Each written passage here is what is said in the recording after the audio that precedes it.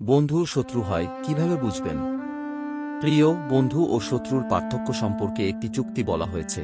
শত্রু তোমাকে স্তম্ভিত করে, কিন্তু বন্ধু তোমার উন্নতির জন্য সাহায্য করে। এই কথাটি আমাদেরকে বুঝিয়ে দেয়, আমাদের সঙ্গে যারা আছে তাদের ভুলে যাওয়া উচিত নয়, বরং তাদের সঙ্গে সঠিক সময়ে সঠিক সামর্থ্য ব্যবহার করতে হবে। বন্ধুত্ব একটি মূল্যবান সম্পদ। তোমার পাশে কেউ যখন থাকে সেই সময় সবকিছু সহজ লাগে। সে তোমাকে সমর্থন করে, তোমার সঙ্গে হাসি করে, তোমার সঙ্গে দুঃখ ভাগ করে। বন্ধুত্ব একটি প্রেমের রঙিন প্রতীক, যা জীবনের অভিন্ন প্রতিবিম্বে প্রকাশ পায়। কোনো প্রতিবিম্বে বন্ধুত্বের আলোর সংযোগ না থাকলে জীবনের ছায়াও অনুভব করা যায় না। তবে সত্যি কথা হলে, বন্ধু হওয়া সহজ নয়। অনেকে আসে, অনেকে যায়, কিন্তু সঠিক বন্ধুত্ব খুঁজে পাওয়া কঠিন। সঠিক বন্ধুত্ব খুঁজে পাওয়ার জন্য আমাদের একটি খোলা মনে, আত্মবিশ্বাসের প্রয়োজন।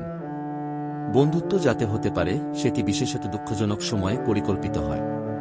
সময়ের সাথে সাথে একটি বন্ধু পাওয়া অনেক স্বাভাবিক, কিন্তু তাকে রক্তে একত্রিত করা অত্যন্ত কঠিন। কঠিন সময়গুলি জীবনের পরীক্ষার মুহূর্তগুলি। সেই সময়গুলিতে বন্ধু যারা সঙ্গে থাকে তারা আসলেই মূল্যবান। তারা তোমাকে উপশম করতে সাহায্য করতে উপস্থিত থাকে। তারা নিজেদের কাছে তোমাকে বন্ধু ধরে রাখার জন্য সমর্থন করে। সত্যি বন্ধু সে যে যখন তোমার পাশে থাকে, তখনই তুমি নিজেকে নিজের সবচেয়ে শক্তিশালী অনুভূত করো।